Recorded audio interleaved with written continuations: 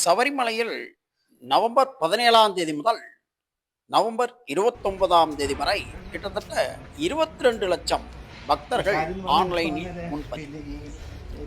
மகர மண்டல பூஜைக்காக வருகின்ற 16ஆம் தேதி மாலை 5 மணிக்கு சபரிமலை சன்னிதானம் நடை திறக்கப்படும்.